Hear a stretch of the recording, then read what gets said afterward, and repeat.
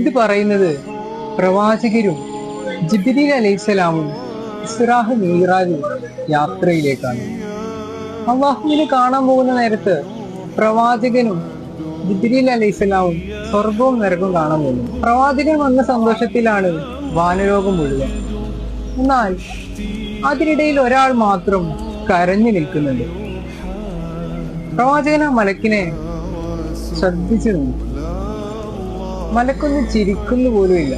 പ്രവാചകൻ വന്ന സന്തോഷം എല്ലാവരും ആഘോഷിക്കുന്ന സമയത്ത് ഈ ഒരു മലക്ക് മാത്രം കരഞ്ഞ് ഇല്ലാണ്ട് നിൽക്കണം.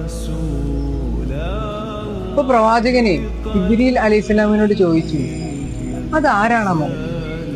അദ്ദേഹം ചിരിക്കാത്തത്. ഇപ്പൊ ജിബ്രീൽ പറയാണ്, നബിയേ, അദ്ദേഹം മാലിക് അലൈഹിസ്സലാമാണ്.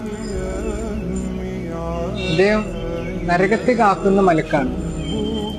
നരകം നിർമ്മിച്ച സമയത്ത് ഉണ്ടാകുന്ന സമയത്ത് അദ്ദേഹം ഒരു നോക്കൊന്ന് കണ്ടുപോയി. അതിനുശേഷം അദ്ദേഹം ചിരിച്ചിട്ടില്ല. ഹബീബായ തങ്ങളെ പോലും കണ്ടപ്പോൾ ചിരിക്കാത്തത് അത്രക്കും ഭയാനകമാണ്. പ്രവാചകൻ പറയുന്നുണ്ട്, നിങ്ങൾ ഒരു തവണയെങ്കിലും നരകം കണ്ടിരുന്നെങ്കിൽ നിങ്ങൾ ഒരിക്കലും പിന്നെ ചിരിക്കില്ല. കാരണം അത്രയ്ക്കും ഭയാനകമായ, ചിരിക്കാൻ കഴിയാത്ത അത്രയും ഭീകരമാണ് അവിടെ.